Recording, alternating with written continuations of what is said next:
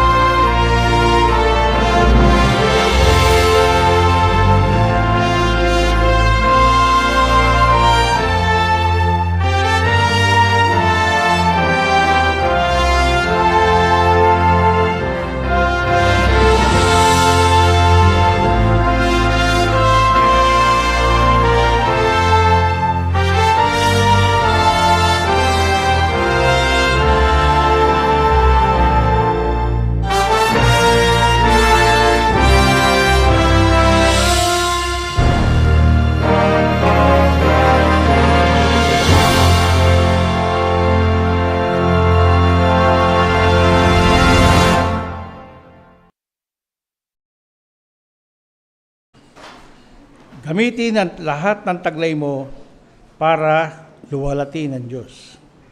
Ito ang paksang iapaabot sa atin na ating nandiyahan tagapagpahayag mula sa Signal Village, South Congregation, Taguig City. At ay harap sa atin ni kapatid Jimmy Manrique Jr.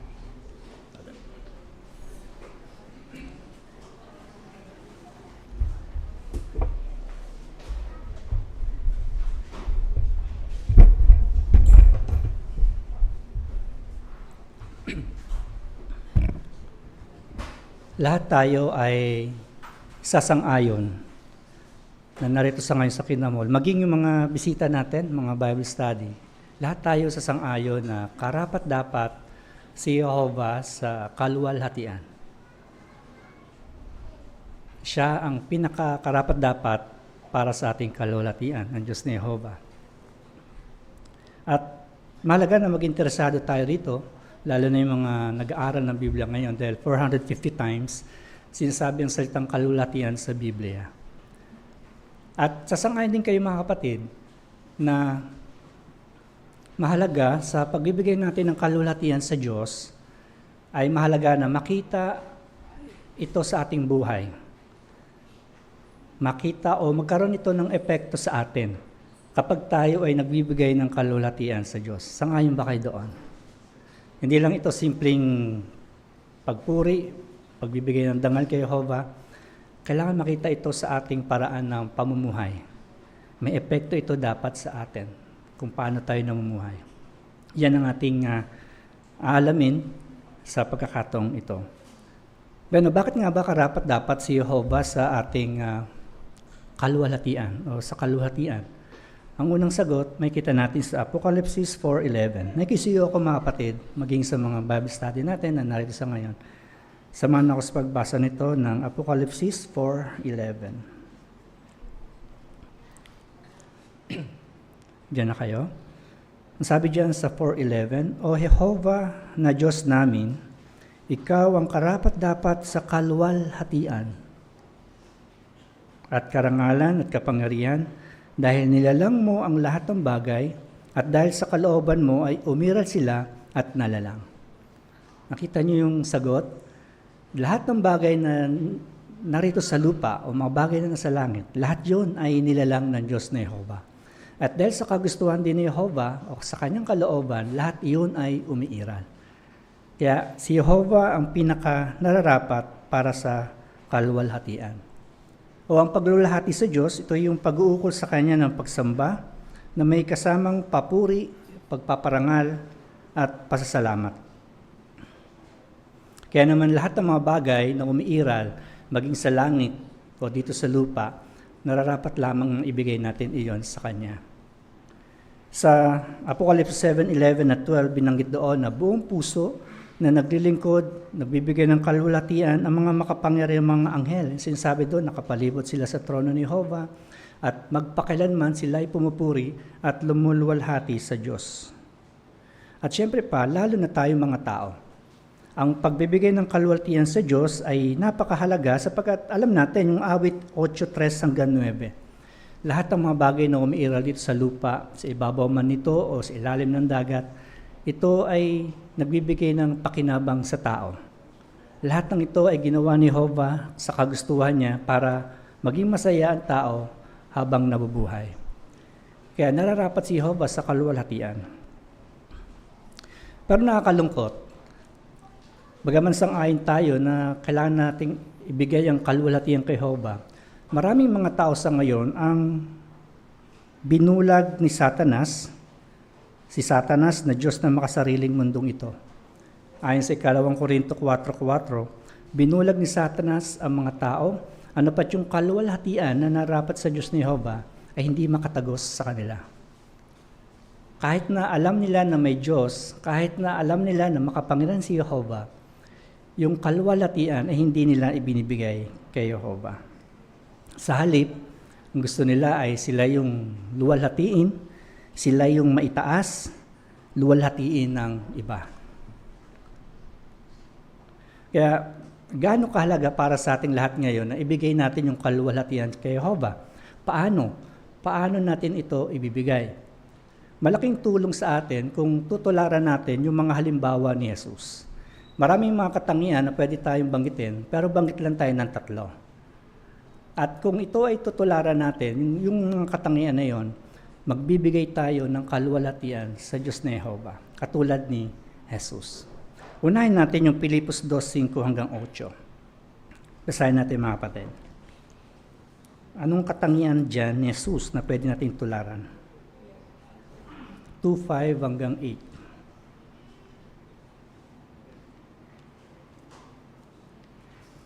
Ang sabi diyan, patuloy ninyong tularan ang pag-iisip ni Kristo Jesus.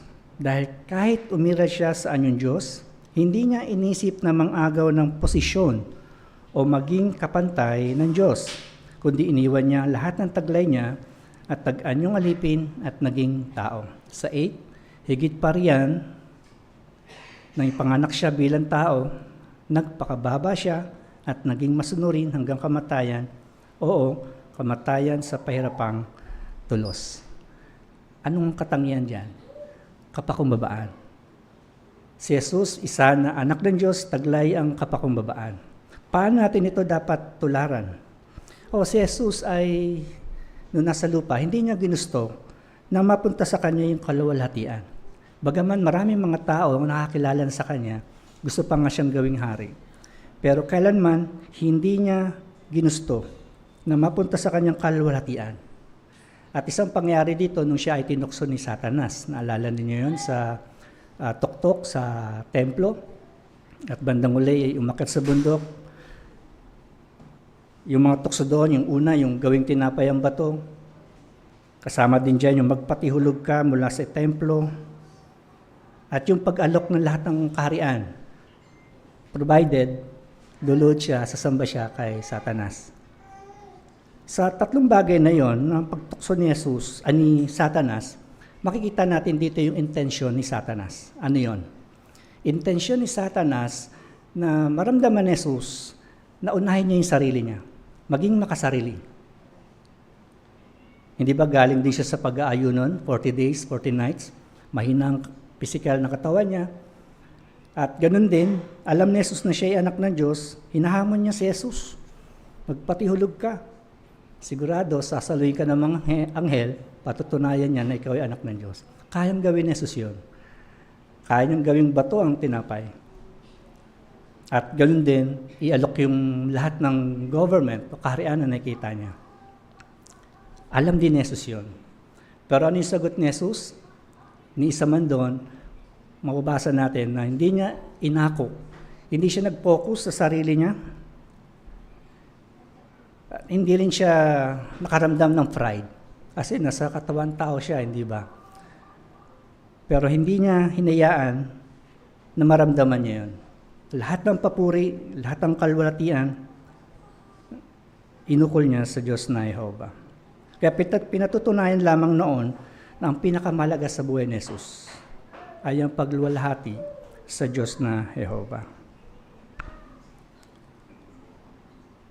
At sa pagiging napakumbaba ni Jesus, makikita din natin doon yung lahat ng mga tinuturo niya, lahat ng mga makapangyarihang gawa niya, lahat yun ay mula sa Diyos na Jehovah. Hindi niya rin inako yun. Kinilala ni Jesus na yung kanyang ama ang siyang pinagmumulan nito. Kaya doon sa Juan 7:16, yun sa 14:10 ng Juan, makikita natin doon na hindi galing sa akin lahat ng aking mga tinuturo, kundi sa isa na nagsugo sa akin, ang Diyos na Jehovah. Kailanman hindi niya inako iyon. Ano yung matuhan natin doon? Magbibigay tayo ng kaluwalhatian kung taglay din natin yung kapakumbabaan.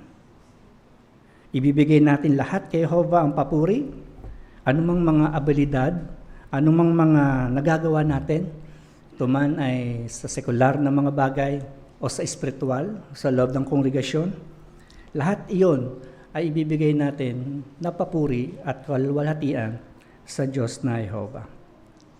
Kung taglay natin yung halimbawa ni Jesus ng kapakumbabaan, kitang-kita iyon ng iba. Dahil din sa kapakumbabaan, handang gumawa si Jesus na mabababang gawain para sa iba.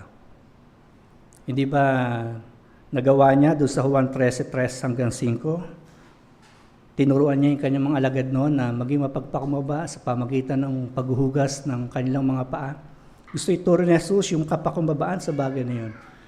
Dahil dating panahon, mga ilang araw na lang, siya ay mawawala na at mamamatay. Gusto niyang turuan ng mga alagad niya ng kapakumbabaan. Anong tinuturo nito sa atin? Bueno, sa atin, sa paglingkod natin sa kongregasyon, napakahalaga ng kapakumbabaan. Lahat tayo ay nabibigyan ng mga atas, mga pribilehyo.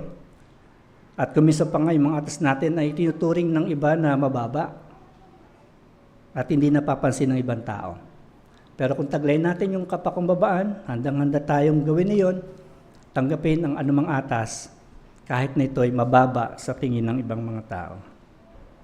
At kung gagawin natin na yun, kitang-kita din yun yung ating kapakumbabaan, naluluwalhati natin ang Diyos na Jehovah sa bagay na yun.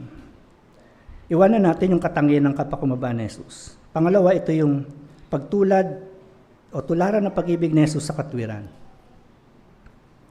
Kitang-kita sa ngayon na maraming mga taong gustong-gusto na sundin yung sarili nila. Kaya tahasan nilang binabaliwala ang mga kautusan ng Diyos sa moral. At yun ang tinuturo sa atin sa ngayon ng sanlibutan. Meron silang sariling mga pamatayan, ano pat yung katwiran ay sila mismo ang gumagawa na lamang. Halimbawa, sa pananamit, mga kapatid, kitang-kita sa ngayon kung paano ang isa ay gumagawa ng sariling pamantayan kahit na ito'y naghahantad ng mga maling mga kaisipan. Hindi ba marahil narinig na ninyo yung ibang mga tao na kung ano yung nakikita niyong pananamit ko, yun ako. Hindi ko na problema kung ano ang tingin niyo sa akin. Kahit na ito'y naghahantad ng mga maling kaisipan sa iba. Hindi ba ganun ang kaisipan ng marami sa ngayon? Yun ang freedom of expression nila, yung paano sila manamit. Nawawala yung katwiran. At ang nasusunod ay yung sarili nila, tahasan nilang sinusunod yung kung ano yung gusto nila. Kahit nito ay salungat sa moral ng mga bagay. Pero tayo bilang mga Kristyano, alam natin yung simulahin sa 1 Timoteo 2:9, iniisip natin kung ano yung sasabihin ng ibang tao. Maayos na pananamit, mahinhin, at may katinuan ng pag-iisip. Tinatanong natin sa sarili natin, ayos ba ito sa iba? Makakatisod ba ako? Naghahantad ba ito ng immoral na mga gawain, ang aking pananamit? Yung mga ganong mga tanong, pagsuri, pinapakita iyon na iniibig natin ang katwiran. Tulad ni Jesus na siyang halimbawa natin. Maging sa pamumuhay sa immoral, usong-uso sa ngayon yung pagsasama ng di-kasal, nandyan din ang mga homosexual na mga gawain, lalo na sa social media, kitang-kita sa ngayon. Parang napaka-usual na lang na makita mo ang dalawang lalaki na naglalakad sa daan na magka-holding hands. Ganon, tinuturo ng sanlibutan ni Satanas, yung katwiran ay talagang mawala na. Kaya ganon ang nangyari sa ngayon. Nawawala yung pag-ibig sa katwiran.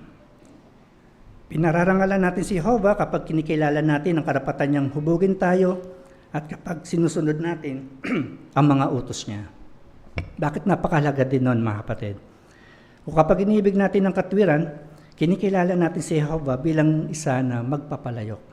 Ang isang literal na magpapalayok ay nakadepende sa kanya kung ano yung itsura ng luwad na hawak-hawak na, kung anong uri ito, kung magiging matibay ba ito o magiging mahina, magiging maganda ba ito o hindi maganda.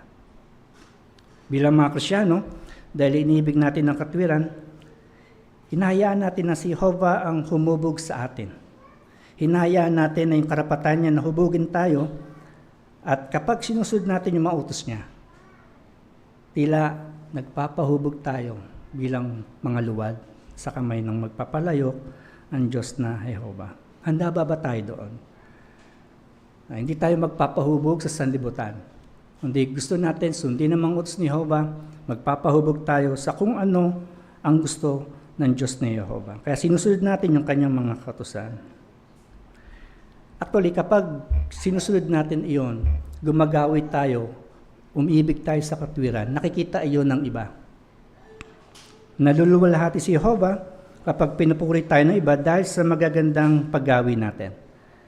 Dahil sa hinuhubog tayo ni Jehovah at hinahayaan natin hubugin tayo, nakikita yung mga magagandang paggawi natin, mga magagandang katangian natin. At kapag nakikita nila yon, sinong naluluwalhati kundi ang Diyos na Jehovah. Pangatlo, anong pangatlo yung katangian ni Jesus na pwede natin tularan? Ito yung tularan ang buong kaluluwang debosyon ni Jesus.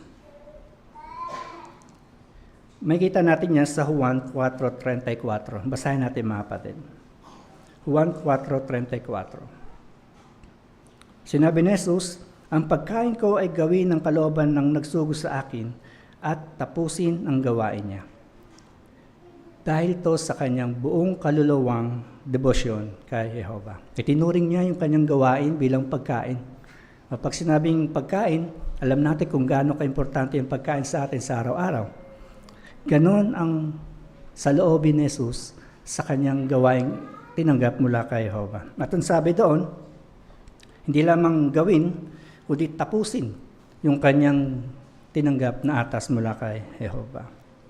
Ano naman yung tinuturo nito sa atin? Ang lesson sa atin nito ay gamitin natin yung ating buhay para gawin ang kalooban ng Diyos, hindi nang sa atin. Simula nang tayo mabautismuhan, bago pa ngayon, ay nilapit natin kay Jehovah. No? Nag-alay tayo kay Jehovah. Mula noon, hindi na natin gagawin yung mga bagay na alam nating mali. Sisikapin natin na sundin si Jehovah. Pag-aari na tayo ni Jehovah, hindi ba? Mula noon. Kaya sa pagkakataong yun, gusto natin gamitin ang buhay natin para gawin ang kalooban ng Diyos na Jehovah. Sa Mateo 16:24, may magandang tinuturo si Jesus doon sa atin. Ang sabi doon, tinukoy ni Jesus yung, kung gusto ng isa na sumunod sa akin, dapat niyang itakwil ang kanya sarili, buhatin ng pahirapan tulos, at patuloy akong sundan. Mapapansin niyo mga kapatid, meron 3 bagay diyan na kung paano natin gagawin, na gawin ang kalooban ng Diyos ni Jehovah, hindi nung sa atin. Una, itatwa yung ating sarili. Sa ibang salita, tatanggihan natin ang ating makasarili at di sakdal na mga hilig at tatanggapin ang payo at patnubay ng Diyos. Hanggang ngayon ba ay ito yung ating saloobin sa ating paraan ng pamumuhay, na sa diwa itinatuan na natin yung ating mga naisin, yung makasariling mga gusto natin, lagi natin sinasang-alang na ang Diyos na Jehovah.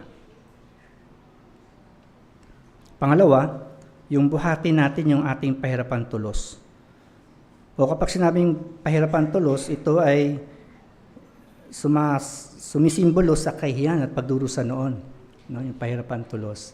Pero sa atin sa ngayon, ito ay bilang mga Kristyano, alam natin na maaari nating maranasan na dustain tayo ng sanlibutan, ano pat hamakin pa nga sa kahiyan katulad ni Jesus.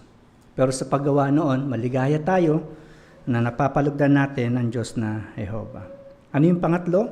Sabi diyan, yung patuloy. Patuloy natin sinusundan si Jesus hanggang sa ngayon. Yung atas na binigay na sa atin, yung pribileyo na paglingkuran ng Diyos ni Jehovah, gusto natin itong ipagpatuloy at tapusin ito sa bandang huli, katulad ng Panginoong Jesus. At katulad din ng buong kaluluwang debosyon na meron si Jesus, tumutulong din ito sa atin na ibahagi sa iba yung mabuting balita ng kaharian. Dahil meron tayong bukod tanging debosyon kay Jehovah, tinutulungan tayo nito na ibahagi ang mabuting balita ng kaharian. Makikita natin yan sa Juan 15:8. Basahin natin mga kapatid.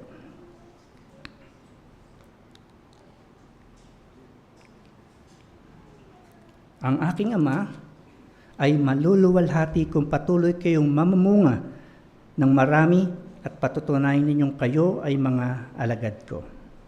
Ano yung tinuturo nito sa atin? O pag tayo gumagawa ng mabuti, tayo ay nangangaral, nagbibigay tayo ng kaluwalhatian sa Diyos na Jehovah. At kapag ginagawa natin yung mga mabuting bagay sa iba, pwede silang mapakilos na luwalhatiin din ang Diyos na Jehovah. Katulad ito mga kapatid katulad ng binanggit ni Jesus tungkol doon sa isang lampara. No? Yung lahat ng ating mga mabuting ginagawa, yung ating gawain pangaral, tila liwanag ito sa dilim. At tayo ay tinukoy bilang mga liwanag ng lampara. At yung lampara, hindi naman ito kailangang ilagay sa ilalim. Once na ito ay masindihan, hindi mo pwede na ilagay mo ito sa ilalim. Kailangang ilagay ito sa metal na lagayan. At ano ang mangyayari kapag ito ay nilagay sa ibabaw? Magliliwanag ang buong bahay. Anong tinuturo nito sa atin? O kapag tayo gumagawa ng mabuti, nangangaral tayo, nagiging liwanag tayo sa marami. Dahil sa ating gawain pangaral at mga halimbawa, ay nagbibigay ito ng liwanag para sa iba. Kaya, paano natin tutularan si Jesus? Ano yung mga katangian niya? Ano pat kung gagawin natin ay nagbibigay ito ng kaluwalhatian sa Diyos? Una, yung kapakumbabaan. Ano pa? Pangalawa, ito yung pag-ibig sa katwiran. At yung pangatlong katangian, yung buong kaluluwang debosyon ng Panginoong Hesus. At kapag ito ay tinutularan natin, nakikita ito sa ating paraan ng pamuhay, lumuluwalhati tayo sa Diyos na Jehovah. Binugal ng ating paksa, mahalaga yung pagluwalhati. Paano natin ito gagamitin? Paano natin gagamitin yung lahat ng taglay natin, lahat ng taglay mo, para luwalhatiin ng Diyos na Jehovah? Para sa ilan, ito ay hamon. No? Minsan nakilala nila si Jehovah, o kaya naman ay alam nila na may Diyos, pero yung kanilang paraan ng pamuhay ay napapagkaitan nila. No? Hindi bukod tangi yung kanilang paglilingkod sa Diyos ni Jehovah. Ano yung tutulong sa atin? Tutulong sa atin yung Marcos 12:30, mga kapatid. Ano yung tinuturo sa atin dyan? Marcos 12:30. Sabi dyan sa 30, dapat mong ibigin si Jehovah na iyong Diyos ng buong puso mo at ng buong kaluluwa mo at ng buong pag-iisip mo at ng buong lakas mo. Ano yung tutulong sa atin para mapakilos tayo na ibigay natin, gamitin natin lahat ng taglay natin sa pagluwalhati kay Jehovah? Ang sabi diyan, pag-ibig kay Jehovah. Buong puso, buong kaisipan. Buong puso. Bawat isa sa atin may iba't ibang mga taglay. Ito man ay material na mga bagay o espiritual na mga bagay. Magagamit natin ito para luwalhatiin si Jehovah. Gaya ng talento, edukasyon, lakas, karanasan, panahon, at lakas na meron tayo. Maging ang mga material na mga bagay. Paano tayo magagawa yon? Kung iniibig natin ang Diyos na Jehovah. Yun ang tutulong sa atin para mapakilos tayong gawin lahat iyon. Marami man o kaunti yung ating taglay, ang mahalaga ay kung paano natin ito ginagamit para luwalhatiin si Jehovah.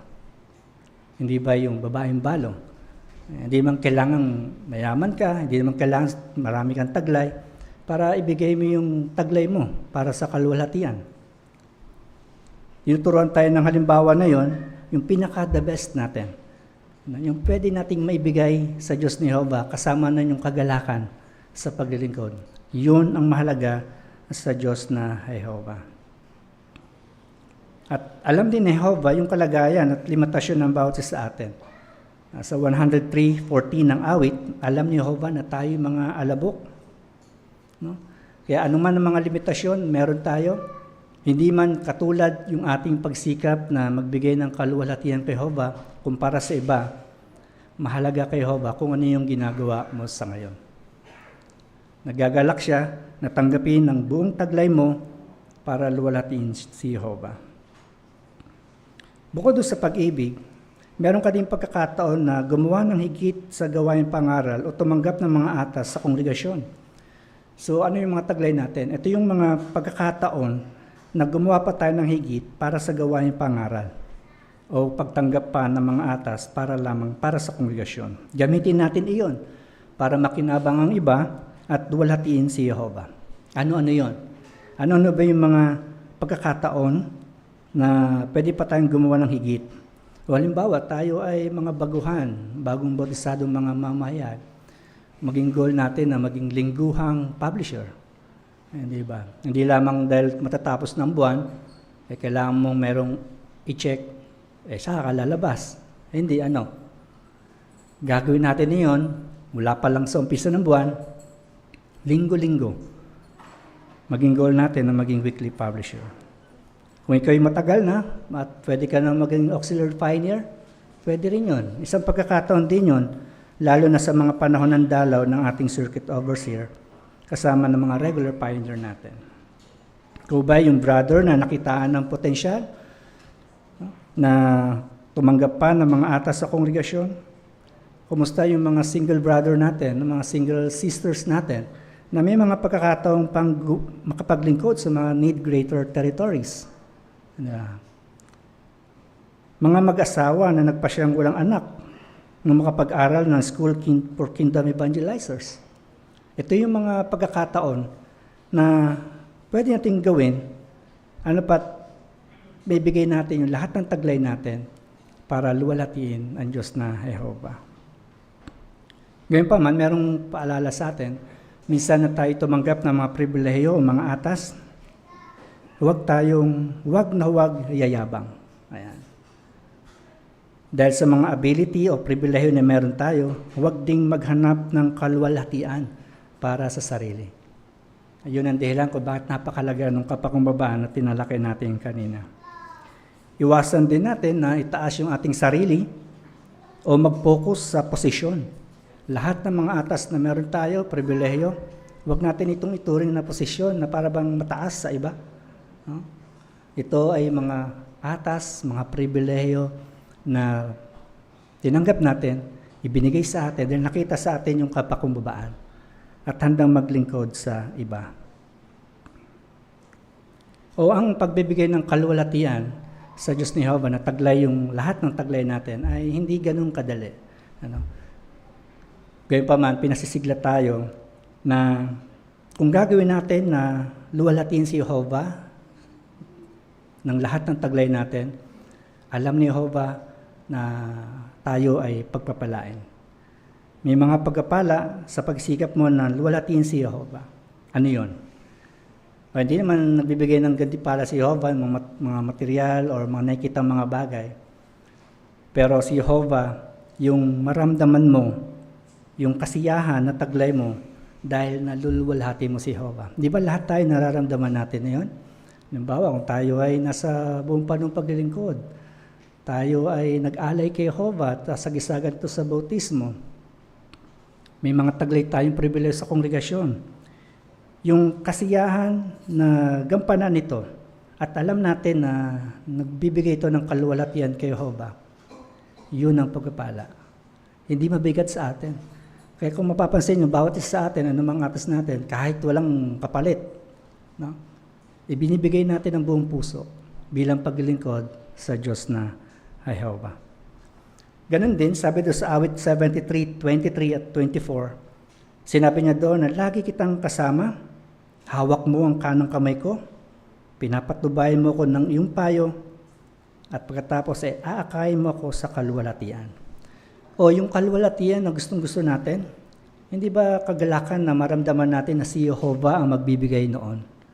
Siya ang magluluwalhati sa iyo, hindi ng ibang mga tao. Kaya hindi natin kailangang habulin, hindi natin kailangang hanapin ng kaluwalhatian ng ibang mga tao. Sapagkat si Jehovah mismo ang magbibigay sa iyo ng dangal, siya mismo ang magbibigay ng kapurihan sa iyo, makita yung mga bagay na ginagawa mo, at ikaw ay luluwalhatiin ni Jehovah. Ginamit niya dyan yung salitang mga kanang kamay, hawak na yung kanang kamay mo. Ang isang mangdirigma noon, na may kalasag at nasa kanan ng espada, yung bandang kanan niya ay unprotected. Yung kaliwa niya, yun ang merong sandata. May kita ninyo yung magandang bagay doon na si Jehovah nasa kanan natin. Protektado niya rin tayo. Habang nakipaglaban tayo sa mga bagay sa sanlibutan, nasa kanan natin siya, hawak niya yung kanang kamay natin, protektado tayo ng Diyos na Jehovah. O mga kapatid, si Jehovah ay nagbibigay ng gantimpala sa mga mapagpakumbaba, sa mga umiibig sa katwiran, at sa mga tao naglilingkod kay Jehovah ng may bukod tanging debosyon. Hindi lamang ngayon, mga kapatid, na ating papurihin si Jehovah sa hinaharap din.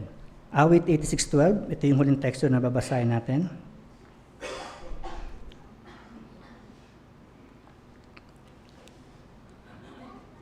Uh, 86:12.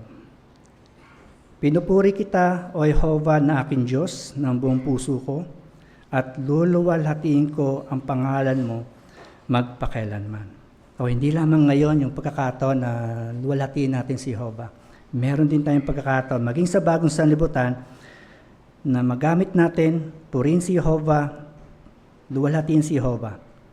Kaya gamitin natin ang lahat ng taglay mo para luwalhatiin ang Diyos na Jehovah. Sa magandang umaga sa inyo lahat.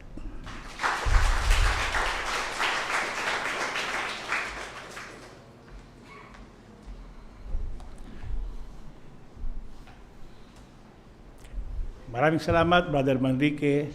At muli na paalala sa amin na ang pagbibigay kaluwalhatian kay Jehovah ay ang buong pusong pagsamba at magawa ng kanyang kalooban tulad na halimbawa na pinakita ng kanyang anak na si Jesus. Tayo ay dadako na sa ating kalawang pagpupulong, pag-aaral ng Biblia gamit ang Magasing Bantayan. Ito yung pagkasiwahan sa atin ni Brother Isi Paraliaga at ang kanyang tagabasa si Brother Vince Daulong.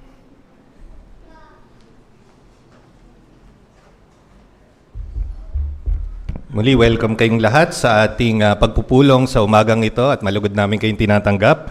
Pasimulan natin ang pag-aaral ng Biblia gamit yung Magasing Bantayan sa pamagitan ng pag-awit. Sama-sama tayong umawit kung nasa kalagayan kayo at tumayo. Awitin natin ang song number 35, ang pamagat, unahin ang mga bagay na mas mahalaga hango sa Filipos 1:10.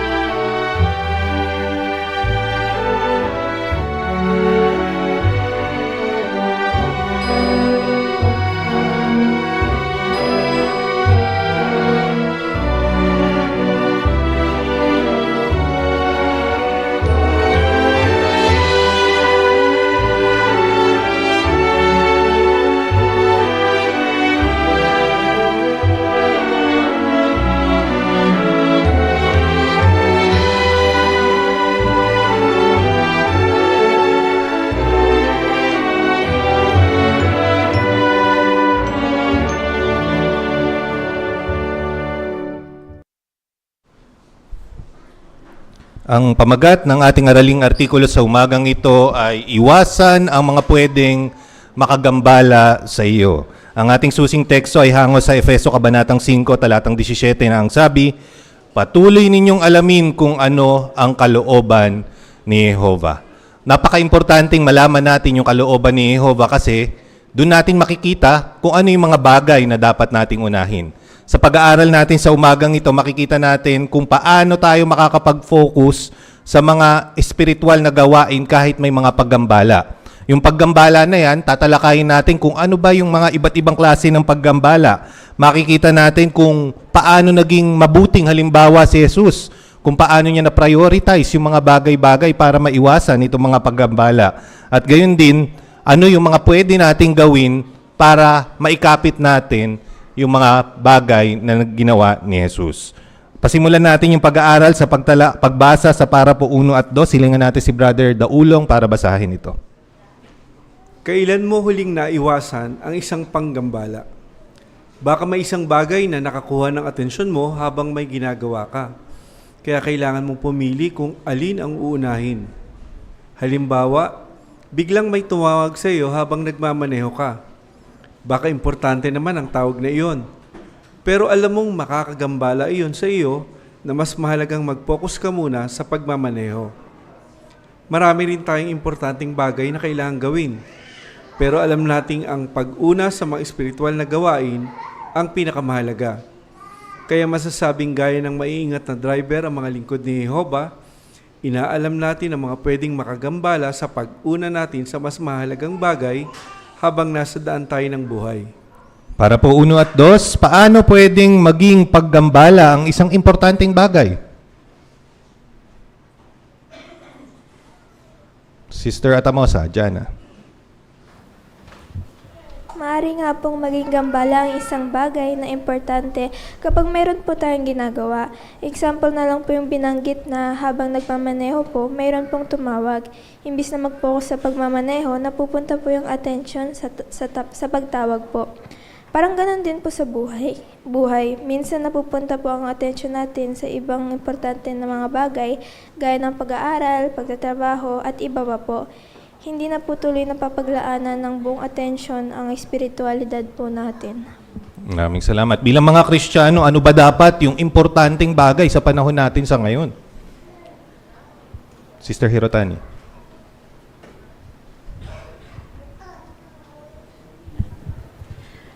Sinasabi nga sa atin na hindi naman sinasabi na huwag natin pansinin yung ibang importanteng bagay na kailangan natin gawin.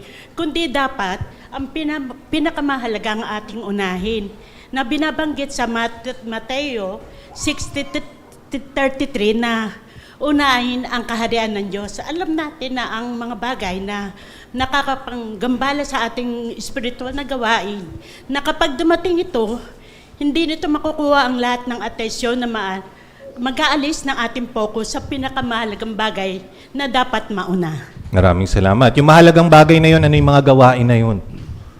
Pagtatrabaho ba? Mahalaga yun. Importante. Pag walang pera, hindi ka na makakakilos. Brother Belmonte. Totoo naman po na importanteng bagay din po yung mga pagtatrabaho, pag-aaral o iba pang mga bagay. Pero binanggit po ng karagdagang paliwanag, yung mas importanteng mga bagay, ito po yung mga spiritual na gawain, katulad po ng pagsamba kay Jehovah, gaya ng pag-aaral ng Bible, pagdalo sa mga pulong, family worship, at pakikibahagi po sa ministeryo. Marami po pong binanggit. Maraming salamat. Sister Atamosa, iba pang punto. Kaya binanggit po dun sa Kawikaan 4:25 na idiniin po ng Panginoong Hesus na ang ating mata po talaga ay nakaka-impluwensya sa ating kaisipan, damdamin at pagkilos. Kaya kung hindi po natin maiingatan yon, madede-focus po tayo. Ang tendency po talaga ay magagambala po tayo. Magandang punto. Kasi sa panahon natin sa ngayon, mas maraming paggambala kaysa noong mga ilang dekada ang nakaraan. Makikita natin yan sa pag-aaral natin sa umagang ito. Para po tres tayo. Gusto nating lahat na makapag-focus sa mga espiritual na gawain. Pero may mga bagay na pwedeng makagambala sa atin. Kaya makakatulong ang artikulong ito para makapag-focus tayo sa paglilingkod kay Jehovah. Tatalakayin natin una ang mga pwedeng makagambala sa atin, ikalawa, ang mga ginawa ni Jesus para hindi mawala ang focus niya, at ikatlo, ang mga pwede natin gawin para hindi tayo magambala. Tanong sa para po 3, paano makakatulong sa atin ang artikulong ito? Jehani, pakisuyo. Makakatulong po ito para sa makapag-focus tayo sa paglilingkod kay Jehovah. Maraming salamat. Ano yung tatalakayin natin sa artikulong ito? Oh, Brother Gab Aragon.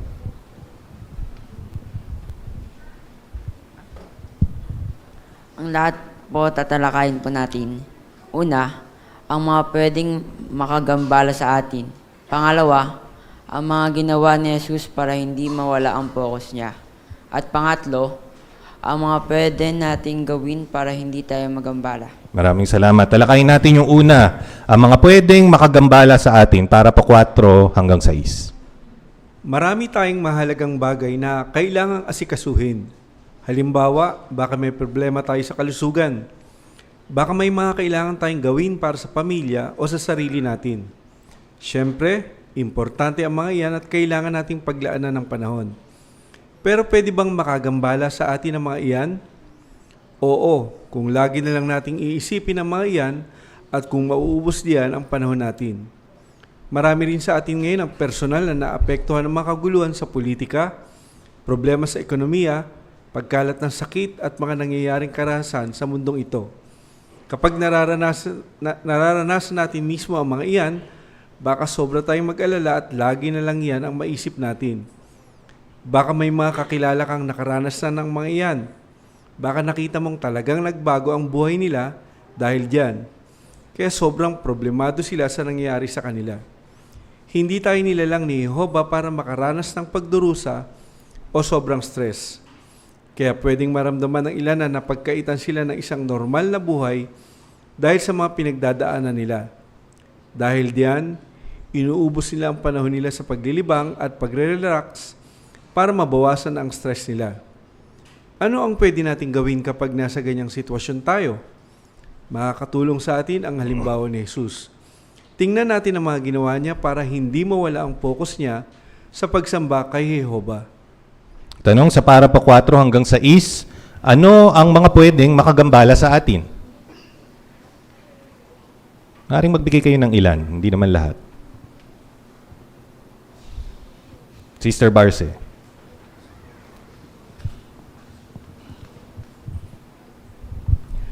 Totoo na marami tayong mga problema. Halimbawa, kalusugan sa pamilya, pangangailangan sa araw-araw, at marami pa. Totoo na kailangan na paglaanan ito ng panahon, pero dapat na maging balanse tayo. Huwag nating hayaan na magambala tayo nito. Iwasan natin na baka mas nauubos na ang oras natin dito. Maraming salamat. May nakita pa kayong problema, Sister Libres. Dito sa 2 Timoteo 3:1, sinasabi na tayo ay nasa mga huling araw na at napakahirap talaga ng pakibagayan ng mga kalagayan natin sa ngayon. Kaya maaring talagang mamroblema tayo sa ating mga kalagayan, pinansyal, halimbawa yung mga pagkalat ng sakit at karahasan. Kaya kung tayo ay sobrang parating nag-aalala, lagi na lang nating naisip yan, talagang makakagambala yan sa atin. Maraming salamat. Sa Zoom tayo. Brother Lijan Daulong. Maliban sa mga personal na problema kaya ng trabaho at kalusugan, prominente talaga yung mga issues sa politiko. Kahit ng mga kabataan, na-apektuhan na rin, nag-share sa social media, mantiling tayong gising at magalit sa mga corruption. Kaya na nakakatawa talaga kasi baka tayo rin kung yung kabataan nagambala para naman yung mga matatanda na yung palagi nanonood ng balita, diba? Maraming salamat. Galing sa kabataan, no? Politika yung kanyang issue. Oh, maaaring napapaharap tayo doon. Brother Erwin Francisco. Kaya natutunan ko din lately na napakahalaga kung ano yung pinapasok talaga natin sa ating isipan. Dalawa lang kasi yan, it's either negative or positive thoughts.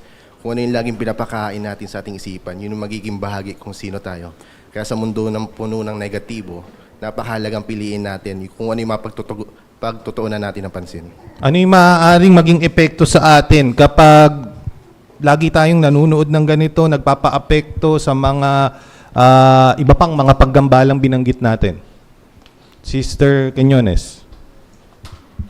Kapag mas marami tayong panahon na nilalaan doon, negative kasi yung nakikita natin. So, ang effect din sa atin, negative. At yung binanggit sa para po na yung ikalawang Timoteo 3:1, hula na to. Kaya to binigay ni Jehovah para maging handa tayo. Ito yung mga bagay na makakadefocus sa atin sa paglilingkod kay Jehovah. Ang payo lang dito na pag ito ay nangyayari sa panahon natin, anumang itong binanggit sa paragraph, magkaroon tayo ng tamang pananaw para dito, para nandun pa rin yung number 1 sa atin, yung paglilingkod sa Kanya. Maraming salamat. Binanggit sa para po sa hindi tayo nilalang ni Jehovah para makaranas ng pagdurusa o sobrang stress. Tama ba to? May stress naman. Di sana nilalang na lang tayo ni Jehovah na kaya nating paglabanan yan. Parang yung sakit, di ba? Kaya nating mag-regenerate, labanan yung sakit. Brother Mata.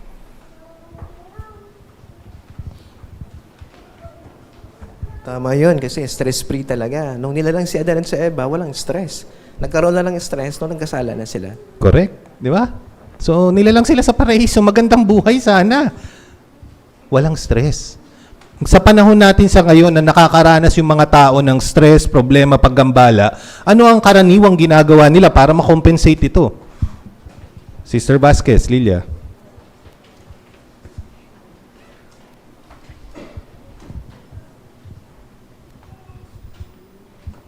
Kapag na-stress na ang isang tao, ano ba yung ginagawa? So, ang unang gagawin, naglilibang. So, uubusin niya yung oras niya sa paglilibang para maalis yung kanyang stress. Pero ang totoo, nandoon pa rin yung stress. Nawala lang yun pansamantala habang naglilibang ka. Okay, mamaya tatalakayin natin yan. Maiisip niyo yung mga salitang deserve. So, kada pahinga mo, deserve ko to. Yan. Pag napapasobra na, deserve ko pa rin to. Kasi sobrang stress yung nararanasan ko. Ganun ang pananaw ng maraming tao sa ngayon. Tingnan natin kung ano yung magandang halimbawa na iniwan sa atin ni Jesus. Ang mga ginawa ni Jesus para hindi mawala ang focus niya para po 7.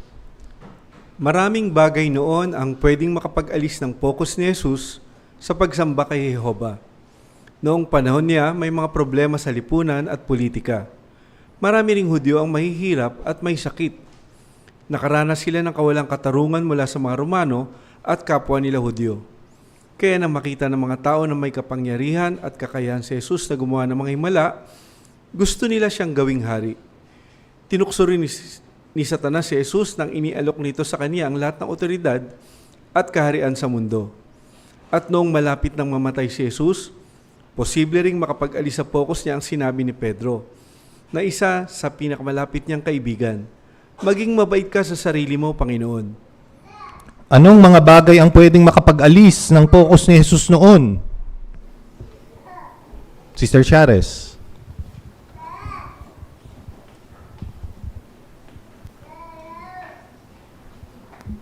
Una na nga po, katulad ng binanggit ng Mateo 14:14, marami sa mga tao noon yung may kailangan ng tulong ni Jesus.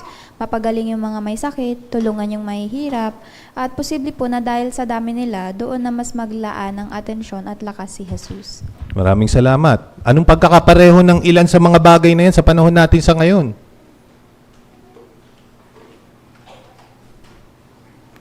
Tinalakay mga may sakit. Brother De Los Angeles. Ngayon po yung pinaka-problema ngayon yung tungkol sa lipunan at politika kasi halos kahit sa napanig ng mundo ngayon, mayroong mga civil war, kaguluhan sa ekonomiya at sa politika. Maraming salamat. Kaya problema rin ni Jesus yan noon. Ano pa? Brother Vasquez. At sa panahon ng Panginoon Jesus, marami rin mga Hudyo na mga mahihirap din. Siyempre, kababayan niya yon, malamang baka doon din siya magpupokus na tulungan yung mga mahihirap. Maraming salamat. May problema ba sa kalusugan si Jesus? Iniisip niya ba yung sarili niya sa kalusugan?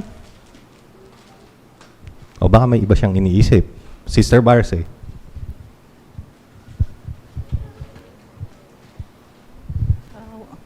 walang sakit si Jesus kasi sakdal siya.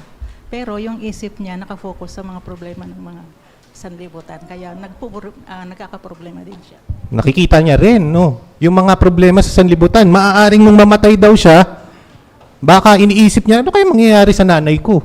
'Di ba? Siyempre, mahal niya rin naman yung nanay niya. Kaya ibinili niya rin, 'di ba? So, pag-aalala rin yan. So, tayo, may mga magulang din tayo minsan nasa advanced age na, pagdambala din yun, dagdag din yun sa mga iniisip natin. Brother Calzo.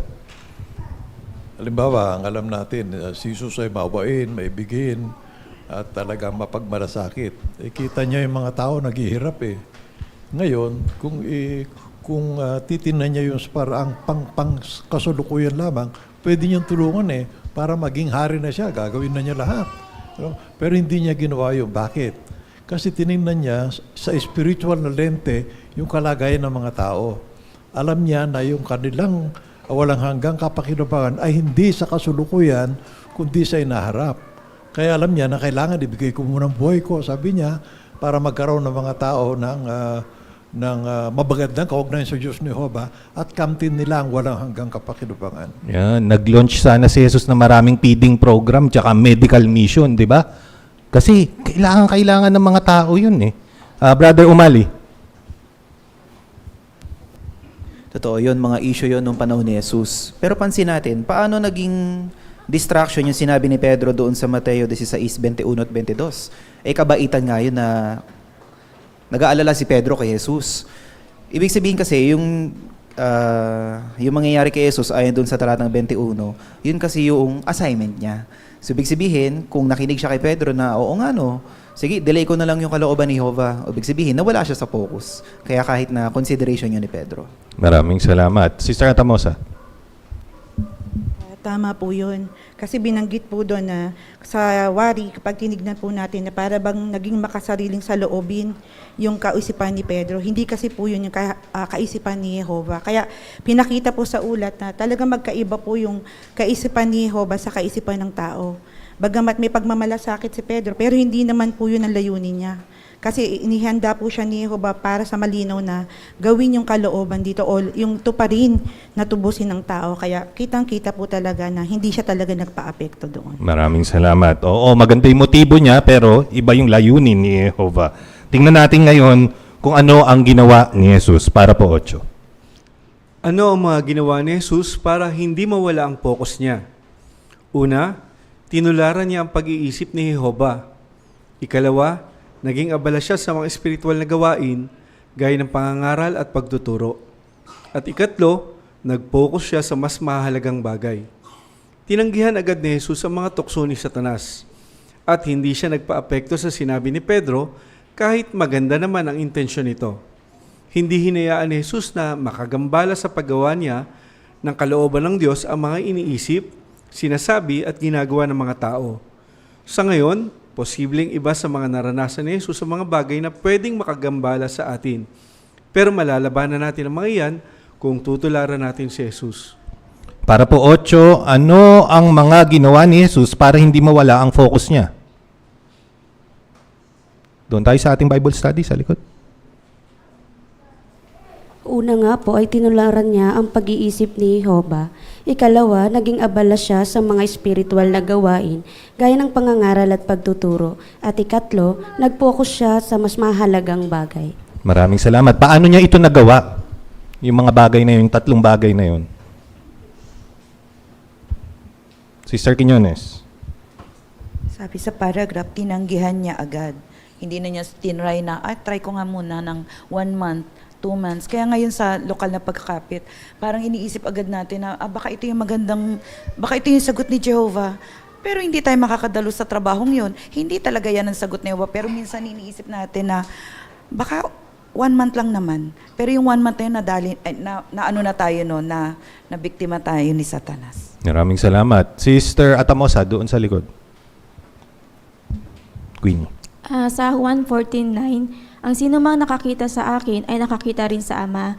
Naalala ko dito yung isang komento na si Jesus ay Xerox copy ni Jehovah. Dahil lahat ng ginawa niya dito ay kalooban ni Jehovah, hindi sa kanyang sarili. Kaya mula sa kaisipan, pagkilos at paggawa ng desisyon, lagi siyang lumalapit kay Jehovah sa panalangin. At saka andun yung nais niyang mapaligaya at mapalugdan si Jehovah, hindi yung kanyang sarili, kaya hindi nawala yung focus niya. Maraming salamat. Brother Libres. Yung mga naranasan ni Jesus noong para mawala yung focus niya kay Jehovah, hindi naman katulad sa atin. Matindi yun eh. Sa atin ngayon, meron din mga panggambala para mawala yung focus natin. Pero tingnan natin yung paano niya ba nilabanan yun, mga bagay na yun na maaring makawala ang focus niya. Nilabanan ni Jesus yun. Ganon din tayo ngayon, kahit anumang mga nakakaalis ng focus natin kay Jehovah, kaya rin pala natin labanan tulad ng ating Panginoon Jesus. Gandang halimbawa siya sa atin. Tama. Brother Barce.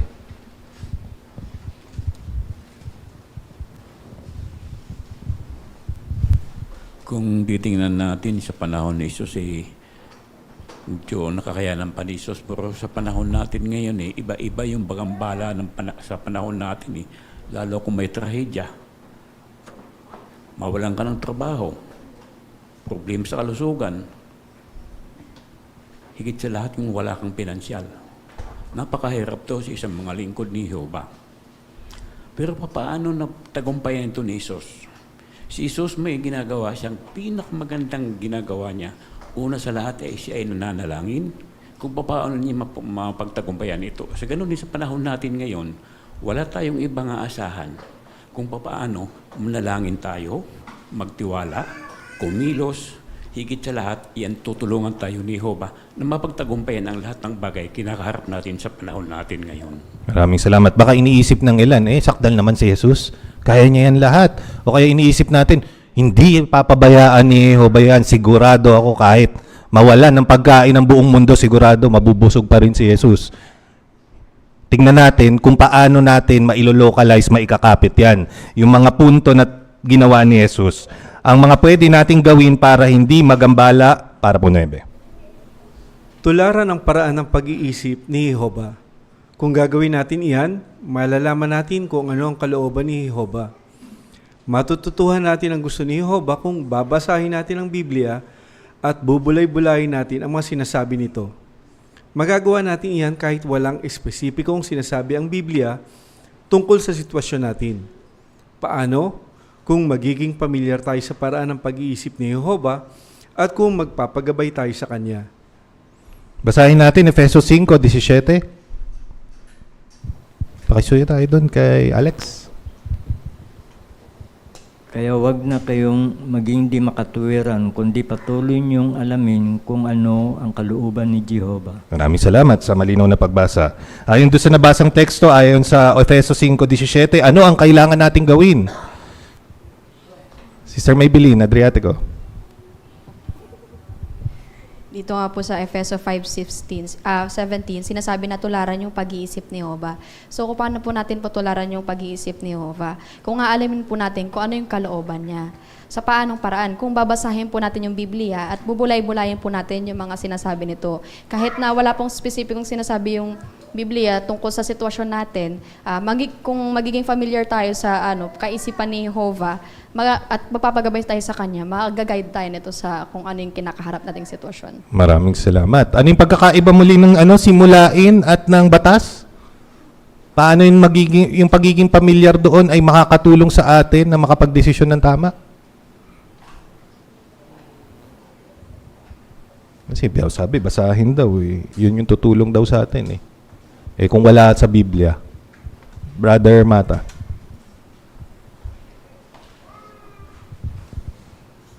Ito binanggit sa Efeso 5:17, simulain ito. Ngayon, ang simulain, yun ang saligang mga katotohanan na hindi nawawala. At sa loob niya, nandun yung mga batas. Ngayon, pag walang batas, maliwanag may simulain. Yun yung makakatulong sa atin na makapagdesisyon ng tama. Brother Belmonte. Pag sinabi po kasing batas, ito yung mga directly utos. Halimbawa po yung 10 commandments na bawal pumatay, huwag huwag magnanakaw. Pero pag sinabing principles naman, ito yung mga bagay na hindi espesipikong sinasabi. Halimbawa, huwag magyoyosi. Pero sinasabi naman ng Bible, maging malinis tayo sa ating katawan. Maraming salamat. Tingnan natin kung paano natin matutularan yung pag-iisip ni Jehovah. Jis. Matutularan natin ang paraan ng pag-iisip ni Jehovah kung pag-aaralan natin ang Biblia at pag-iisipan kung paano niya pinakitunguhan ang mga tao. Habang binabasa ang mga ulat, pwede mong pag-isipan ang mga ito. Ano ang matututuhan ko dito tungkol kay Jehovah? Paano ko matutularan ang paraan ng pag-iisip ni Jehovah sa ulat na ito? Alam nating mas mataas ang paraan ng pag-iisip ni Jehovah kaysa sa atin. Kaya dapat lang nahingin natin ang tulong niya para magawa ang kalooban niya. Ipinapanalangin din natin na tulungan niya tayong maintindihan at matularan ang paraan ng pag-iisip niya. Sa Jis, paano natin matutularan ang paraan ng pag-iisip ni Jehovah? Sister Briquillo. Judy Ann.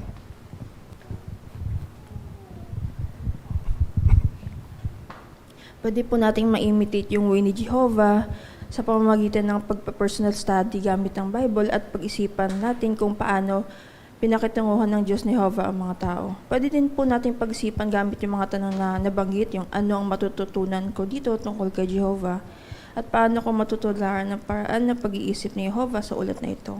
At pinaka-importante din po, ilagi tayong humiling sa Kanya ng gabay at wisdom sa pamamagitan ng panalangin. Maaaring hindi natin nababasa yung puso ni Jehovah, yung makasagisag niyang puso, pero ano yung matututunan natin sa Kanya kapag nag-aaral tayo ng Biblia? Sister Calso. Mas mataas ang pag-iisip ni God Jehovah. Maraming salamat. Ano pa matututunan natin sa Kanya? Brother Nuestro, Jeric. Kung isasama mo sa panalangin na tulungan kanya na maintindihan yung iyong pinag-aaralan, doon matutularan mo na yung paraan ng pag-iisip ng Jehovah. Doon sa Jeremias 45:5, paanong idiniin yung puntong iyon? Sister Quiñones. Tutulungan tayo ng ulat na yan na yung mga sitwasyon natin ngayon nangyari din noon sa mga lingkod niya. Mag-research lang tayo, maghukay tayo or mag-aral tayo at pag-isipan natin na yung sitwasyon pala natin ganito ginawa ni Jehovah at nagtagumpay ito at kung hindi natin susundin, ito naman yung consequences. Kaya pwede natin itong ikapit sa atin sa ngayon. Maraming salamat. Pag nakita ba nating pinuksa ni Jehovah ang isang lugar o kaya ang isang tao, ano iniisip niya na kaya agad kay Jehovah? Masama siya? Walang pag-ibig, sabi niya, magpapatawad siya, pero pinuksa niya naman. Ganun na ba kaagad ang magiging pag-iisip natin? Base nun sa Jeremias 45:5. Sige, isipin niyo. Sister Barce.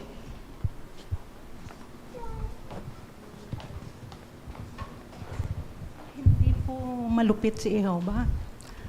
Napakabait.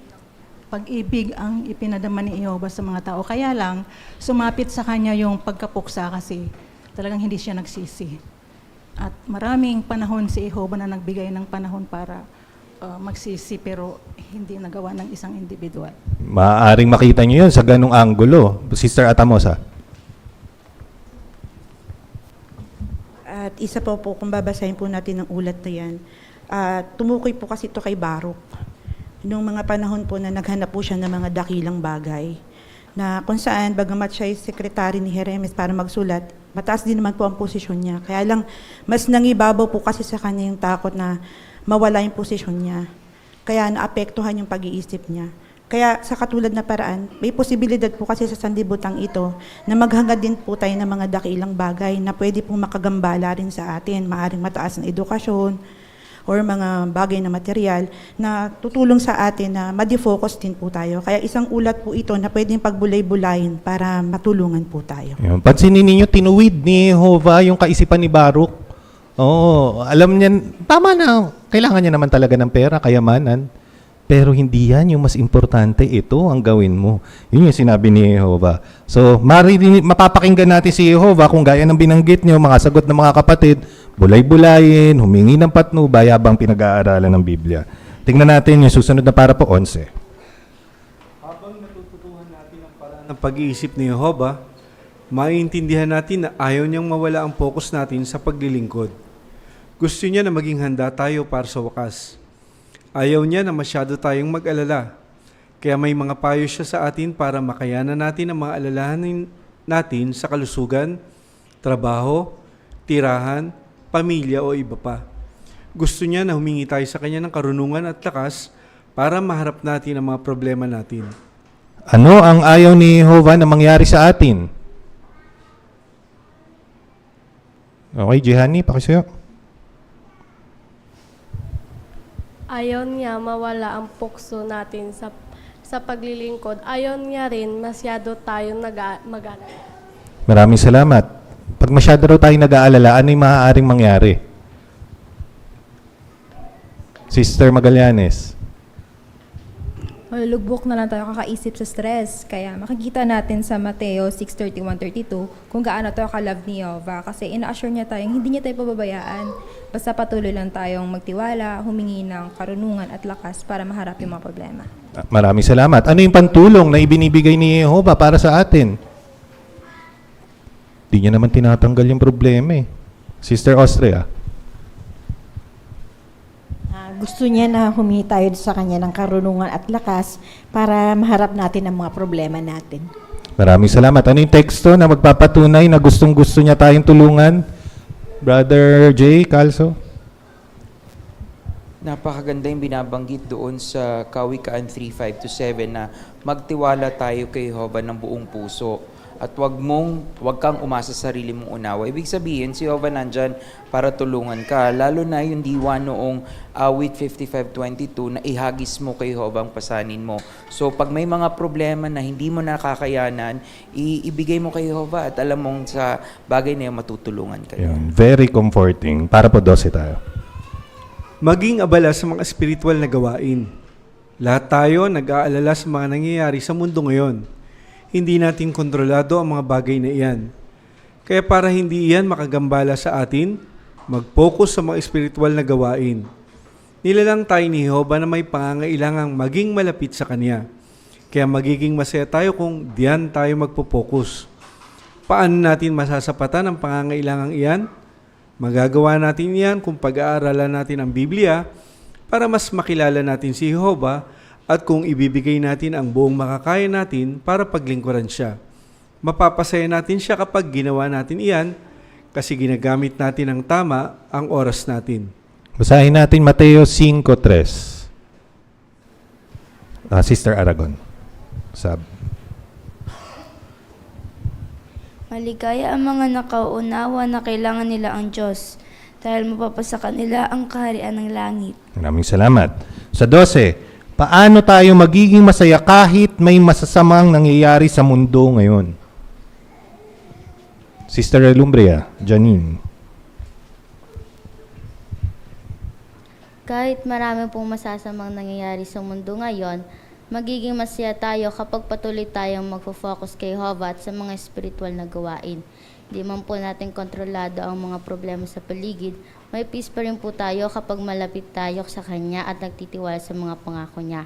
Bilang kabataan po, marami rin bagay na pwedeng magpabigat ng isip tulad ng problems, pressure at worry sa buhay.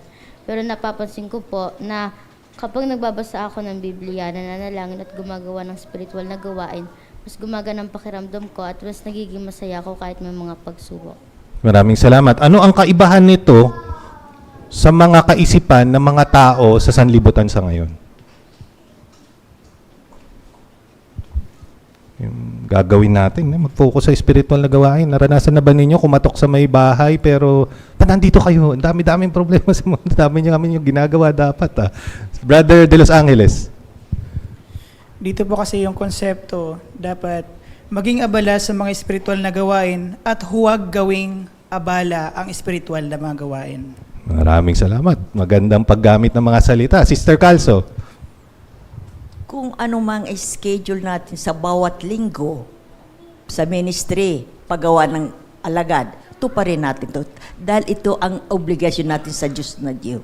Maraming salamat sa pag-una sa spiritual na gawain. Brother Mata.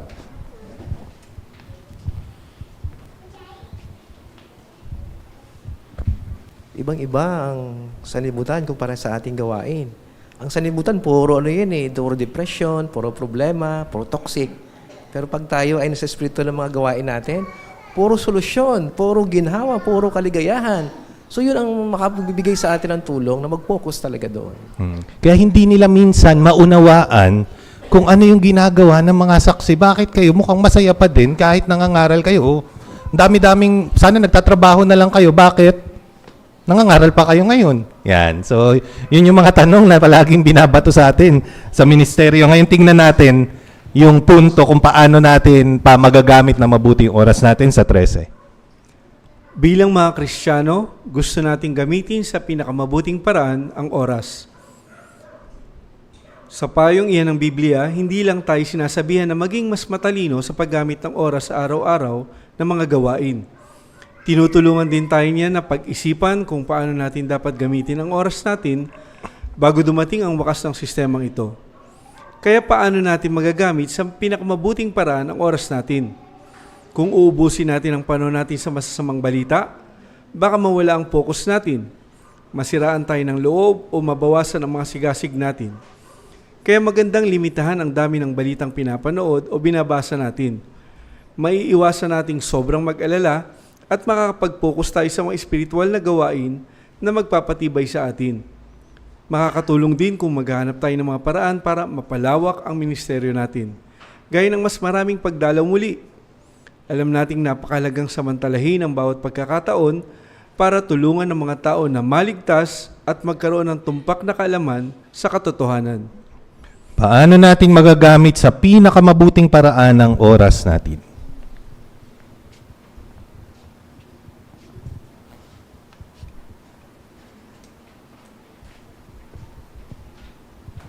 Brother Libres. Iwasan natin manood ng mga social media, balita sa politika. Kasi normal lang talaga na maiinis din tayo eh. Lalo-lalo na dito sa bansa natin. Apektado tayo.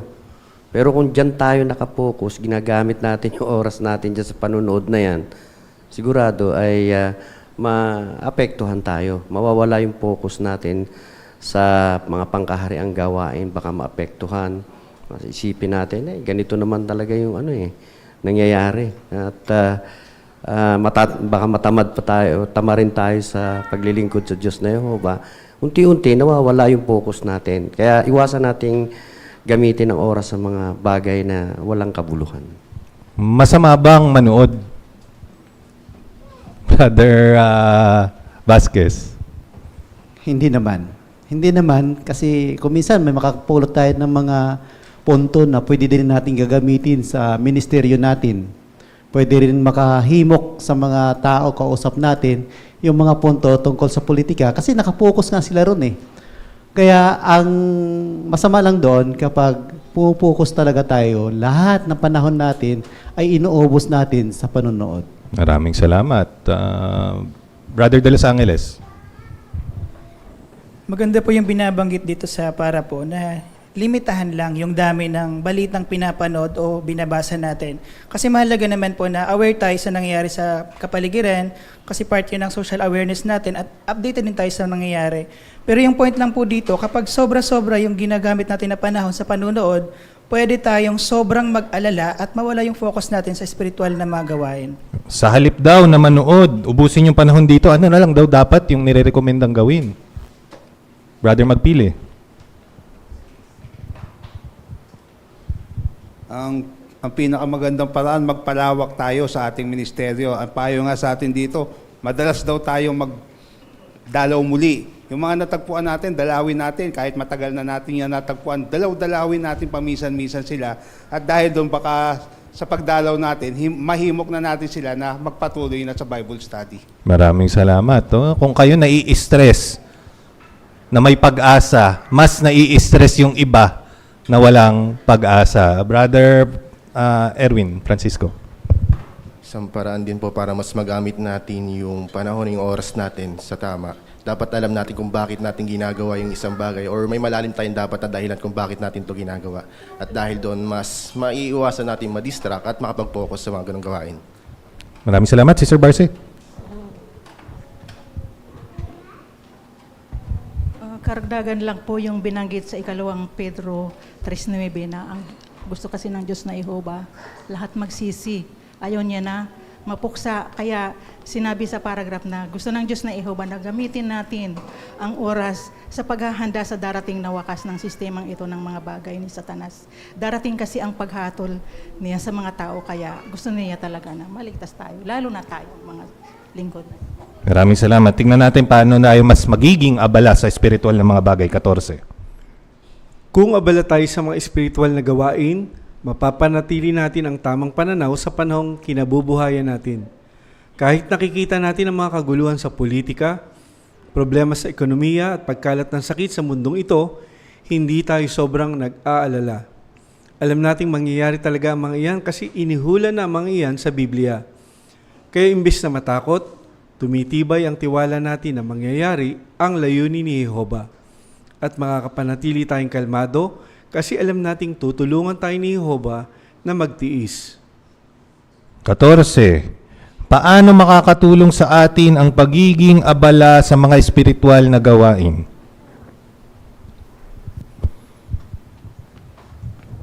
Tingnan din ang larawan. Sister Atamosa. Nung una po kasi, nung naging saksi po ako, hindi ko po maintindihan bakit mayroong pangangaral at paggawa ng alagad. Pero nang mas tumatagal na, naunawaan ko, tulong pala yun ni Jehova. Kasi marami po palang magiging panggambala. Kaya po pala sabi ng bautismo, hindi ito ang huli, kundi ito palang ang simula. Kasi maaapektuhan at puntirya po talaga tayo ni Satanas sa dyablo. At lahat ng bagay gagawin niya para lang mag-iba yung pananaw natin sa buhay. Kaya kung magiging abala po tayo, parang lang po yung literal na nagtatrabaho ka ng 8 oras. Nakapag-busy ka po, hindi mo na malayan, tapos na pala yung oras na pinag-abalahan mo. Kaya sa katulad na paraan, yun po pala yung nais ni Jehova, maraming ginagawa sa Panginoon nang hindi natitinag dahil alam niya po malapit na po dumating yung araw na yun. Maraming salamat. Sister Vasquez, Lilia.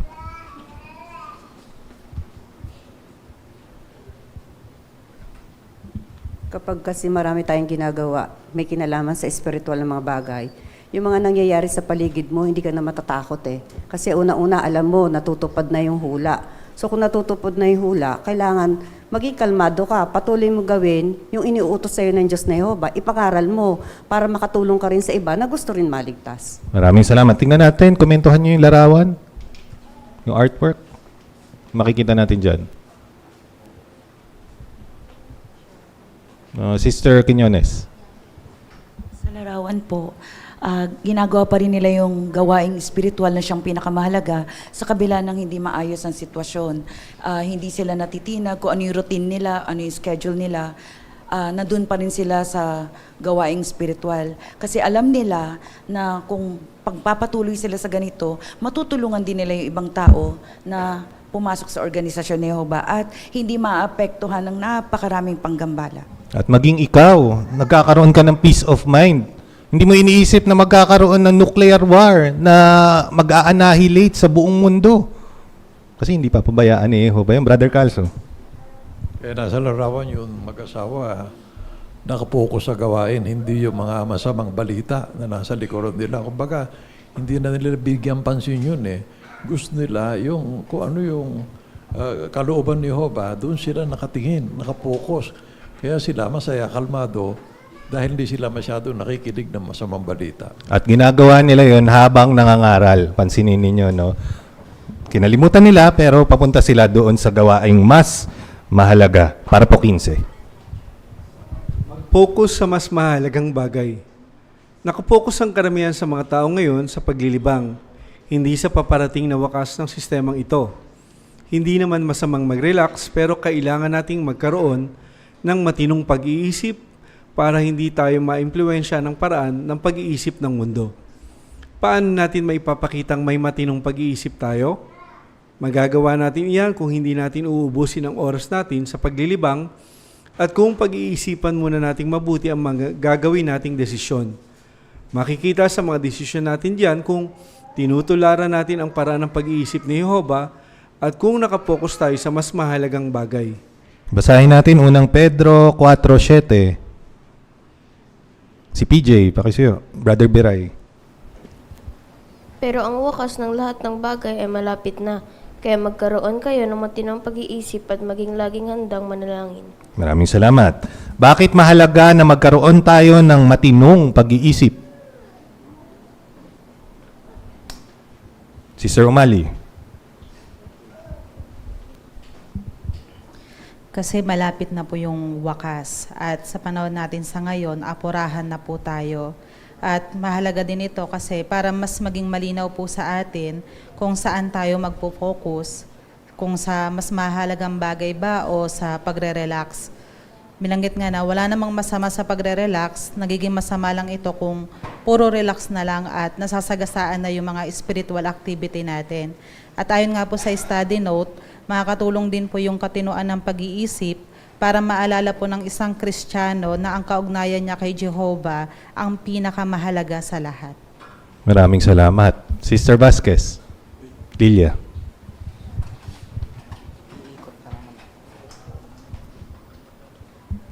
Mayroon din naman mga tao na alam nila na darating talaga yung wakas. Kaya ang iniisip nila, ayokong dumating yung wakas na hindi ako nag-enjoy. So, magpapasarap muna sila, maglilibang, lahat ng gusto nila, gagawin nila. Kaysa naman daw mamatay sila, hindi sila nakapag-enjoy. Pero maganda nga yung binanggit ng Biblia dito, na kailangan magkaroon ka rin ng matinong pag-iisip. Oo nga, nakapag-enjoy ka, namatay ka, pero hindi mo ba inisip yung pag-asang ibinibigay ng Diyos na Jehovah sa iyo na magkakaroon ng magandang buhay? So kung papasok yung matinong pag-iisip mo, kahit nag-enjoy ka, namamasyal ka, pero ginagawa mo pa rin yung paglilingkod sa Diyos na Jehovah. Kasi ako ginagawa ko yun eh. Naglilibot ako, pero may kasama akong tracks, may kasama akong magazine. So sino man yung mga tao makausap ko doon, patuloy pa rin yung ministeryo ko. Hindi lang basta paglilibang. Mapapasana all na lang, no? So, yung iba ganun ang mindset, no? YOLO mindset. So, you only live once. So, ang ginagawa nila, gawin ko na to. Alam ko, magkakagulo lang rin. Pera ko, ubusin ko. Lahat. Pero, ang sabi sa atin, maging matino sa pag-iisip. So, kailangan nating timbangin. Brother Daulong. Kaya nga po sinasabi dito sa yung sa study notes sa para po 13, kailangan nating magsakripisyo dahil lalo na sa panahon ngayon, summer, walang pasok ang mga bata. Karamihan sa mga tao ngayon inilala ng oras sa mga iba't ibang activities. Pero tayo, inilalagay na natin yung oras sa mas mahalagang bagay. Iyon na yung pangangaral ng salita ng Diyos. Maraming salamat. Marami tayong mga kabataan na nag-auxiliary pioneer nitong mga nakaraang buwan para ipakitang pinahahalagahan nila yung mas mahalagang bagay. Tingnan natin yung halimbawa pa ni Jesus sa para po 16. Hindi hinayaan ni Jesus na mawala ang focus niya sa mas mahalagang bagay. Kahit naghihirap na ang kalooban niya at malapit na siyang mamatay, alam pa rin niya kung ano ang dapat niyang gawin. Manatiling tapat kay Jehovah at gawin ang kalooban niya. Kaya nananatiling gising si Jesus at nanalangin ng mas marubdob. Hindi yan nagawa ng mga alagad niya. Nakatulog sila dahil pagod sila sa pamimighati. 16, saan nag-focus si Jesus noong malapit na siyang mamatay? Pakisuyo doon sa ating Bible study. Mas nag-focus nga po siya sa mas mahalagang bagay at nanatili nga pong tapat siya kay Jehovah at gawin ang kalooban niya. Maraming salamat. Madali bang gawin yon? Sister Atamosa. Irish. Sa ating individual, mahirap. Pero dun sa Juan 19:30, sinabi ni Jesus doon na naganap na. Ito yung huling salita na sinabi ni Jesus bago siya namatay. Ibig sabihin nun, nagampanan niya ang lahat ng inutos ng kanyang ama na gawin niya dito sa lupa. Patunay po ito na nakapokus siya kay Jehovah at kahit sa huling hininga niya, nasa isip pa rin niya yung gawing kalooban ni Jehovah. At dahil nga gawa niya po yun, dahil buo yung tiwala niya na ibabalik ni Jehovah yung buhay niya. Yun. Yung mga supporting character nga, yung mga alagad nakatulog sa sobrang pagod eh. Di ba? Paano pa si Jesus? Di mas pagod na pagod. Sister Daulong. Jean. Actually, ultimo si Jesus nahirapan din sa puntong ito. Kasi nung gabi siya bago siya patayin, mga 3 beses siya nanalangin sa ating Diyos na Yehova. Dahil binubuhos niya nga yung kanyang saloobin. Dito naman samantalang yung mga alagad niya nakatulog nga sa pamimighati. So, ibig sabihin, instead na mag-focus tayo sa pamimighati, gayahin natin ang ating Panginoong Hesus na patuloy pa rin tayong magbigay ng ating tiwala sa Diyos na Yehova at maglingkod sa Kanya para patuloy tayong mag-focus. Maraming salamat. Ginamit niyo yung panalangin para makapag-focus. 17 tayo. Gaya ng mga alagad ni Jesus, pwede rin tayong mag-alala paminsan-minsan. Baka ma-stress tayo dahil sa mga pangyayari sa mga huling araw na ito. At para matakasan iyan, marami ang gumagamit ng social media. Nagagamit nila iyan para makausap ang mga kaibigan at kapamilya nila kahit malayo ang mga ito. Nakakapag-share sila ng mga balita, picture at iba pa. Marami rin silang napapanood na video at malalarong games. Pero sa dami ng bagong lumalabas sa social media, pwedeng maubos ang lakas at oras nila dito. Kaya para hindi natin matularan ang tingin nila sa social media, pwede nating tanungin ang sarili natin. Nare-relax ba talaga ako kapag gumagamit ako ng social media o nawawala na ako sa focus dahil dito? 17. Bakit marami ang gumagamit ng social media? At ano ang pwedeng maging epekto nito sa kanila? Nito sa atin.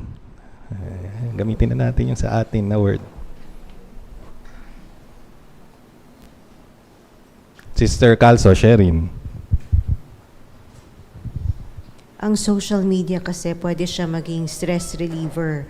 Kasi pwede tayong maging updated sa mga kaibigan at pamilya natin kahit na malayo sila. Pwede tayo mag-share sa kanila ng mga pictures, videos, games na pwedeng makapagpatawa sa atin. Pero ang downside naman nito, pwedeng maubos yung panahon, yung oras at lakas natin dito na nawawala na pala yung focus natin sa mga mas importante mga bagay. Maraming salamat. May mga benefits din siya. Tingnan natin yung picture. Pakisuyo yung picture. Ano makokomento natin dyan sa paggamit ng social media? Stress reliever nga ba?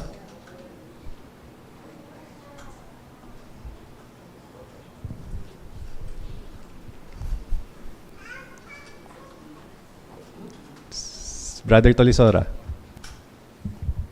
Makita natin yung social media diyan ay panggambala doon sa kanyang goal ng Bible reading o personal study. So kung halimbawa, katulad ng binanggit kanina doon sa study note ng naunang para po, kailangan ng sakripisyo para talaga makapanatili tayo ng focus. So hindi madaling na mag-set ng goal kung walang sakripisyo. So makita natin dyan na talaga yung social media ay instead na stress reliever, panggambala talaga siya sa ating focus.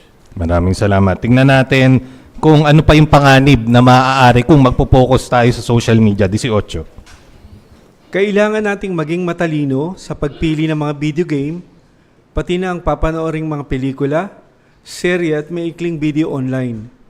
Masaya namang gawin ang mga iyan at makakatulong din iyan para mabawasan ang stress natin. Pero kailangan din nating pag-isipang mabuti kung anong klaseng libangan ang pinipili natin at kung gaano karaming oras ang ginagamit natin diyan. Halimbawa, pagkatapos mong panoorin ng isang video, baka may lilitaw ng mga bagong video. Kaya baka matukso kang manood ng tuloy-tuloy at posible pang may immoralidad o karahasan sa mga video na iyon. Iyan ang nangyari sa isang brother sa Asia. Noong una, nanonood lang siya ng mga video clip ng mga pelikula sa social media. Habang tuloy-tuloy niyang ginagawa iyan, nakakapanood na siya ng mga immoral na eksena. Di nagtagal, nanonood na rin siya ng pornografiya. Pero sa tulong ng mga elder at ng malalapit na kaibigan niya, naihinto niya iyon. Tinanggal na rin niya ang ilang app sa phone niya at nilimitahan ang paggamit nito. Makikita sa karanasang iyan ang kahalagahan ng matalinong pagpili ng libangan. Bakit dapat tayong maging matalino sa pagpili ng libangan at sa dami ng panahong gagamitin natin para dito?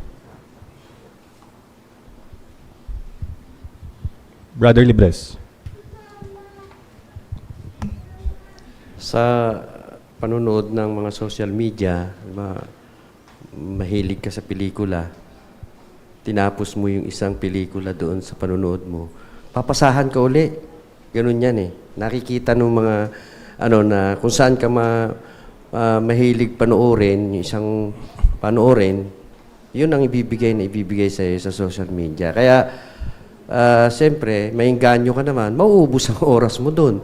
Mawawala yung focus mo sa mga spiritual na bagay. Kaya, matalinong gawin, iwasan yung mga ganong panoorin. Hindi naman masama, kaya lang, uubusin talaga ang oras mo doon. Yan, kaya nauso yung salitang binge watching. Yan, dati wala naman nun kasi TV lang Next week pa yung susunod na episode, so hindi mo mabibinge watch. Brother Umali. Okay lang sana kung panahon niya nauubos. Babawi na lang tayo next time. Bawasan natin yung oras. Halimbawa, doon sa isang social media, ang tawag doon sa doom scrolling na ginagawa na karamihan is yung mga reels. O pag sunod-sunod yung scroll natin sa reels, para tayong pinapain ng reel ng fishing line, nahahatak na tayo. So hindi lang panahon yung nauubos, uy, ang ganda ng babae, ang pogi ng lalaki. O nauuwi na sa immoralidad, nagkakaroon na ng kasalanan. Oo, mamaya pasayaw-sayaw lang yan.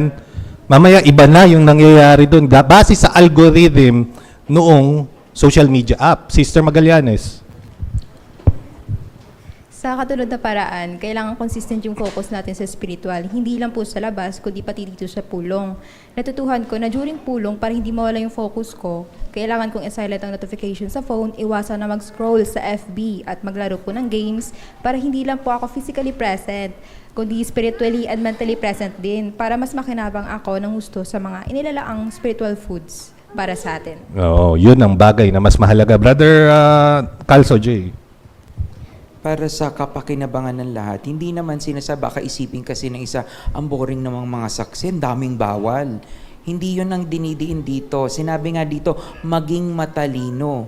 Ibig sabihin, ang pagdidiin dito, mag-iingat lang tayo kung anong dapat nating gagawin kasi baka makuha yung panahon natin, yung Google, yung time natin, dun sa bagay na hindi karapat-dapat. So, tayo personally, binibigyan tayo ng kalayaan na gusto ba nating maging mangmang o maging matalino. So ito yung bagay nito na dapat nating isa sa alang-alang. Maraming salamat. Huling dalawang para po, 19 at 20. Kailangan din nating pag-isipang mabuti ang dami ng oras na gagamitin natin sa pagre-relax o pagbabakasyon. Nakakatulong naman ang mga iyan paminsan-minsan. Mahalagang makapagpahinga tayo at makakatulong iyan para mabawasan ang stress natin. Pero kung masyadong maraming oras ang gagamitin natin para diyan, baka wala na tayong panahon para sa mas mahalagang bagay. Tayo ang dapat magpasya kung saan natin gagamitin ang oras natin at kung gaano karaming oras ang gagamitin natin para doon. Kapag nagpapasya, tanungin ang sarili.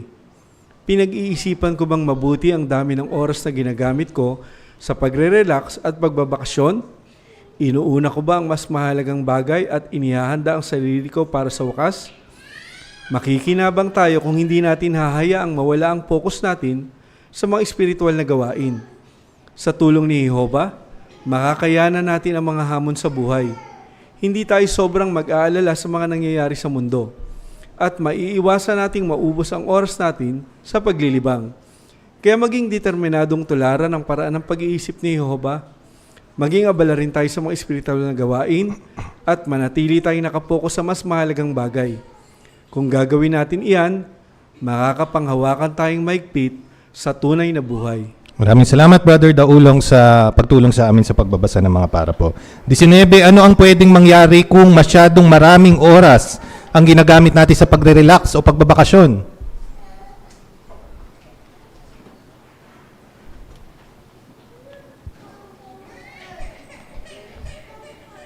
Ubus ang pera.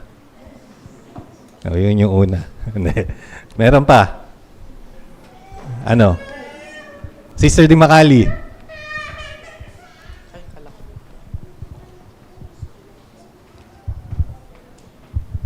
Ang punto po dito, talagang kailangang maglaan ng panahon para sa mga mahahalagang bagay. Kasi yung dami ng oras na gagamitin mo, nakadepende yon kung saan mo gagamitin, spiritual ba o dun sa paglilibang. Kaya yung disiplina sa paggamit ng oras, yun ang mahalaga po. Maraming salamat. De 20. Paano tayo makikinabang kung hindi natin hahayaang mawala ang focus natin sa pagsamba?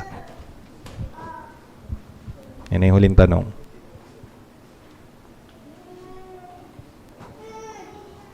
Sister Maybelline Adriatico. Kung hindi nga po natin nahayaang mawala yung focus natin sa pagsamba kay Jehovah, yung halimbawa, yung pagpa-personal study natin, yung pagdalo ng pulong, ministry, makakayanan po natin yung mga hamon sa buhay. Halimbawa po, hindi tayo mag-aalala kung ano yung nangyari sa mundo. Halimbawa, ano yung kakainin ko sa kinabukasan? Pwedeng yung gastusin, bumahal. Hindi na natin aalalahanin yung mga yun. Kaya natin siyang i-handle. Maraming salamat. Oo. Marami tayong mga problemang kinakaharap sa panahon natin sa ngayon, no? Kaya kailangan lang natin ayusin kung ano yung mga bagay na mahalaga at ano yung mga bagay na dapat na talaga nating gawin, no? At dito diniriin yung kahalagahan ng pagpapanatili sa focus natin sa spiritual na mga bagay. So dito natatapos yung ating pag-aaral. Pasensya na muli mga kapatid. Pakisuyo na lang repasuhin sa inyong tahanan yung mga katanungan. Sarhan natin yung ating pulong sa pag-awit. Awit bilang 129. Hindi tayo susuko hango sa Mateo Kabanatang 24, talatang 13.